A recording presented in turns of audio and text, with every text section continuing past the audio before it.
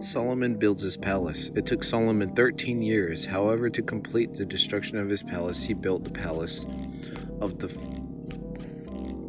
forest of Lebanon, 100 cubits long, 50 wide, and 30 high, with 4 rows of cedar columns supporting trimmed cedar beams. It was roofed with cedar above the beams that rested on the columns. 45 beams, 15 to a row. Its windows were placed high in sets of 3 facing each other. All the doorways had rectangular frames. They were in the front part in sets of 3 facing each other. He made a colonnade 50 cubits long and 30 wide. In front of it was a portico, and in front of it were pillars and an overhang roof. He built the throne hall, the hall of justice, where he was to judge, and he covered it with cedar from the floor to the ceiling. And the palace in which he was to live, set further back, was similar in design. Solomon also made a palace like this hall for Pharaoh's daughter, whom he had married. All these structures, from the outside to the great courtyard, and from the foundation to eaves, were made of blocks of high-grade stone and cut to size smooth on their inner and outer faces. The foundations were laid with large stones of good quality, some measuring 10 cubits and some 8. Above were high-grade stones, cut to size, and cedar beams.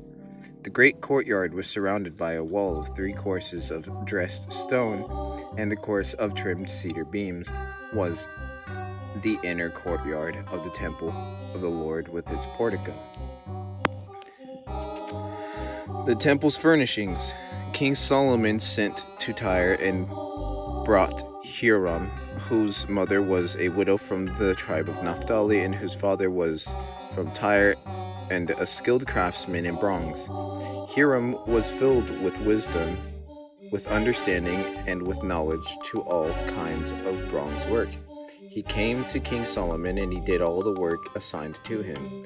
He cast 2 bronze pillars, each 18 cubits high and 12 cubits in circumference. He also made 2 capitals of cast bronze to set on the tops of the pillars.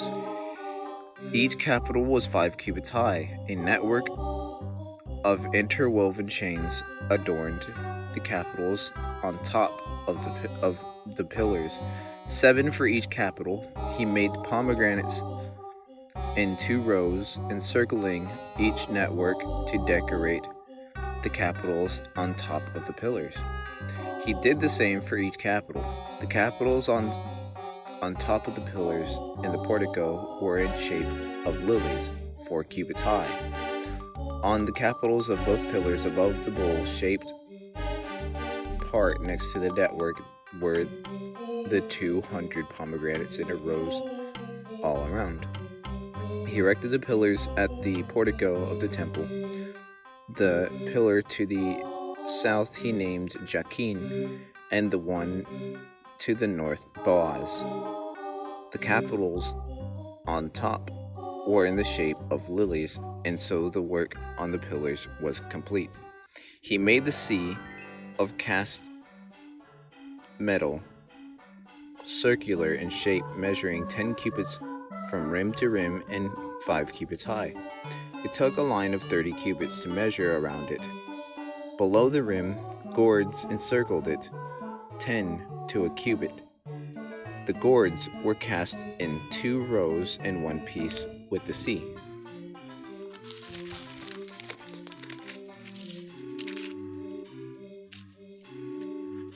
The sea stood on 12 bowls, 3 facing north, 3 facing west, 3 facing south, and 3 facing east. The sea rested on top of them, and their hindquarters were toward the center. It was a handbreadth in thickness, and its rim was like the rim of a cup, like a lily blossom. It held 2,000 baths. He also made 10 movable stands of bronze. Each was 4 cubits long, 4 wide, and 3 high. This is how the stands were made. They had side panels attached to uprights. On the panels between the uprights were lions, bulls, and cherubim, and on the uprights as well, above and below the lions and bulls, were wreaths of hammered work. Each stand had 4 bronze wheels with bronze hand axles, and each had a basin resting on 4 supports. Cast the wreaths on each side. On the inside of the stand there was an opening that had a circular frame 1 cubit deep. This opening was round, and with its basework it measured 1.5 cubits. Around its opening there was an engraving. The panels of the stands were square, not round. The 4 wheels were under the panels, and the axles of the wheels were attached to the stand. The diameter of each wheel was 1.5 cubits, and the wheels were made like a chariot wheels. The axles, rims, spokes, and the hubs were all of cast metal. Each stand had 4 handles, on one each corner projecting from the stand. At the top of the stand there was a circular band, 1/2 cubit deep. The supports and panels were attached to the top of the stand. He graved the cherubim, lions, and the palm trees on the surfaces of the supports on the panels, in every available space, with wreaths all around. This is the way he made the 10 stands. They were all cast in the same molds and were identical in size and shape. He then made 10 bronze basins, each holding 40 baths and measuring 4 cubits across. One basin to go on each of the 10 stands. He placed 5 of the stands on the south side of the temple and 5 on the north. He placed the sea on the south side at the southcast corner of the temple, or southeast corner of the temple. He also made the pots and shovels and sprinkling bowls. So Hiram finished all the work he had undertaken for King Solomon in the temple of the Lord.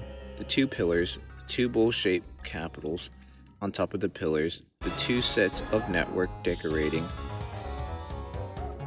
the 2 bowl-shaped capitals on top of the pillars, the 400 pomegranates for the 2 sets of work, the 2 rows of pomegranates for each network decorating the bowl-shaped capitals on top of the pillars, and 10 stands with their 10 basins, the sea and the 12 bowls under it, the pots, shovels, and sprinkling bowls. All the objects that Hiram made for King Solomon for the temple of the Lord were of burnished bronze. The king had them cast in clay molds in the plain of the Jordan between Succoth and Jerethan. Solomon left all these things unweighed because there were so many. The weight of the bronze was not determined.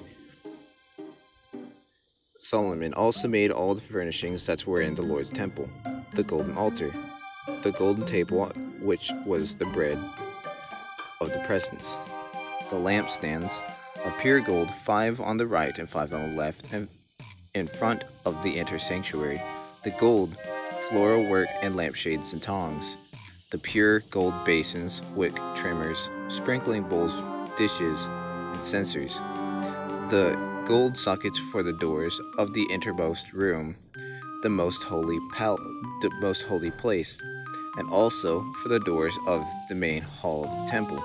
When all the work of King Solomon had been done for the temple of the Lord was finished,